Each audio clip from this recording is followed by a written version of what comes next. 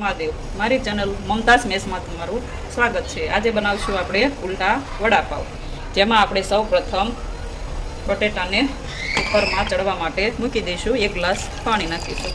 બટેટા ચડવા મૂક્યા છે તો આપણે વડાપાવ જે પાવ હોય તેને તળવાનું બેટર બનાવી લઈશું। આ પ્રમાણે તેમાં આપણે પહેલાં ચણાનો લોટ લઈશું, ત્યારબાદ ચમચી ચાટ મસાલો, 1 ચમચી ઓરેંગાનો, 1 ચમચી પેપ્રિકા, જરૂરિયાત મુજબ મસાલા તમારે નાખવા, થોડું મીઠું, થોડું લાલ મરચું, હિંગ, ધાણા જીરું પાવડર 1 ચમચી અને થોડી હળદર નાખી દઈશું। ત્યારબાદ થોડાક ધાણા પણ એડ કરીશું। આપણે થોડુંક થીક બેટર તૈયાર કરીશું। સાવ પતલું નહીં કરી નાખવાનું, મીડિયમ રાખવાનું। લસણની જે વડાપાવમાં નીચે લગાવીએ ને તે સૂકી લાલ ચટણી, તેમાં આપણે સૌ પ્રથમ એક પેન મૂકીશું, ત્યારબાદ એમાં થોડું તેલ નાખીશું। ત્યારબાદ આપણે સૌ પ્રથમ થોડું લસણ ઉમેરીશું। આ રીતે લસણને શેકાવા દઈશું।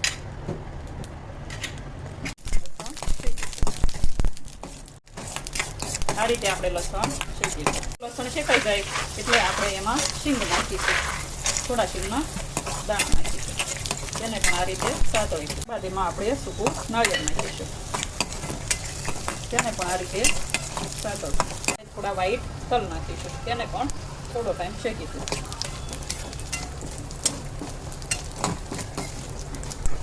થોડું લાલ મરચું અને થોડું મીઠું ઉમેરીશું, થોડી વાર સાતળી અને ગેસ બંધ કરી દઈશું। હવે આપણું આ જે ચટણી માટેનું તૈયાર કરેલું છે એને થોડી વાર ઠરવા દઈશું અને પછી તે આપણે એને મિક્સર જારમાં લઈ લઈશું। આ રીતે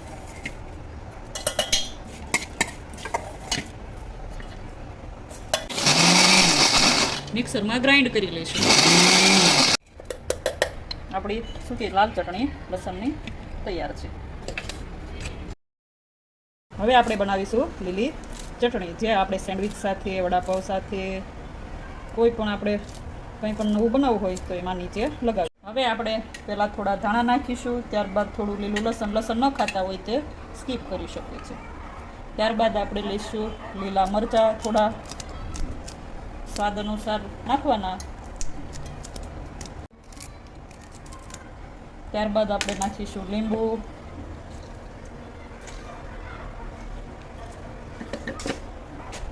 ત્યારબાદ આપણે નાખીશું થોડી ખાંડ, ત્યારબાદ આપણે થોડું મીઠું નાખીશું, થોડું ધાણા જીરું નાખીશું। લીલી ચટણીને ગ્રાઇન્ડ કરી લઈશું। આ રીતે આપણી લીલી ચટણી તૈયાર છે।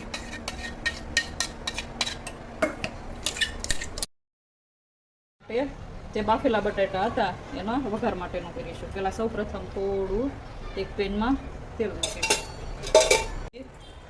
રાઈ નાખીશું, રાઈ ફૂટી જાય એટલે થોડી હિંગ નાખીશું, થોડી હળદર નાખીશું, કલર સારો આવે એટલે। પછી લીલી ચટણી નાખીશું આ રીતે, પછી મેશ કરેલા બટાટા નાખીશું। વઘાર કરેલો હોય તો તેનો સ્વાદ સરસ આવે। મેં બાફવામાં મીઠું નહોતું નાખ્યું એટલે હું અત્યારે નાખું છું। તમે લીમડો હોય તો લીમડો પણ નાખી શકો છો। આ રીતે લીલી ચટણી સાથે આપણે થોડી સૂકી જે લસણની ચટણી બનાવીએ તે પણ નાખી શકાય, જેથી સરસ સ્વાદ આવે છે। આપણે ચાટ મસાલો નાખીશું, થોડુંક આપણે ઉપરથી લીંબુ નાખી દઈશું। આપણે જે આપણું સ્ટફિંગ તૈયાર કરેલું છે તેમાં થોડા ધાણા ઉમેરીશું। હવે આપણે જે દાબેલીના પાવ આવે, વડાપાવના પાવ, એ લઈ લેવાના, એને વચ્ચેથી કટ કરી નાખવાના છે આ રીતે। હવે એમાં આપણે પહેલાં ગ્રીન ચટણી લગાવીશું,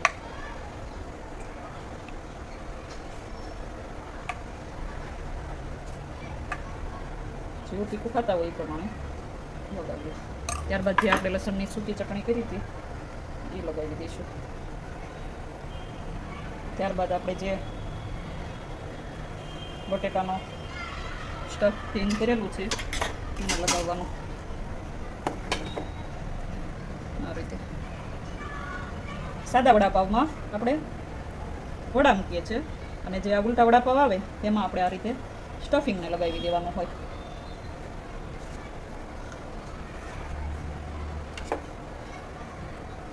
તમારા મુજબ લગાવવું તમારે. હવે આપણે એમાં ચીઝ ઉમેરીશું.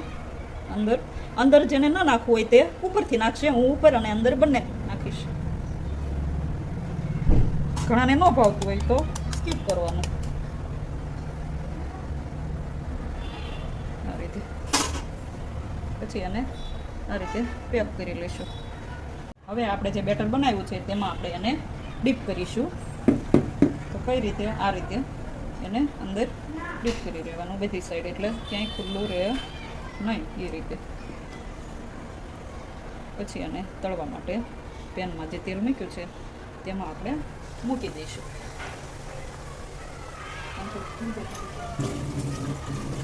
આ રીતે હવે આપણે એને બીજી સાઈડ પલટાવી દઈશું, જેથી કરીને બંને સાઈડ સરસ થઈ જાય. લાગે ને એટલે આમ કરીને હવે આપણું જે વડું હતું પાવ સાથે તે તૈયાર થઈ ગયું છે. તેને આપણે એક ડીશમાં કાઢી લઈશું. આ રીતે તૈયાર છે. હવે આપણે એને કટ કરી લઈશું. આ રીતે જોઈએ તો અંદરનું લેયર કેટલું સરસ લાગે છે. આ રીતે આપણે કરી લઈશું. હવે આપણે તેના આ રીતે 4 પીસ કરી લઈશું. હવે હું તેના ઉપર અલગથી ચીઝ પણ લઈશ. તમે આપણે જે આ પાવ લીધા વડાપાવના એના સિવાય બ્રેડ પણ લઈ શકો છો. બ્રેડમાં પણ બહુ જ સરસ લાગે છે. બ્રેડને બે સામાસામી કરીને એ રીતે કરવાનું. પછી આપણે થોડો તેના ઉપર ચાટ મસાલો નાખીશું અને થોડી આપણે જે લસણની છૂટી ચટણી હતી એ નાખીશું. આ રીતે પેપ્રિકા ફાવે તો ઉપરથી તમે પેપ્રિકા પણ નાખી શકો છો. હું નાખું છું. તમને મારો વિડીયો ગમ્યો હોય તો લાઈક કરો, શેર કરો અને સબસ્ક્રાઈબ કરો.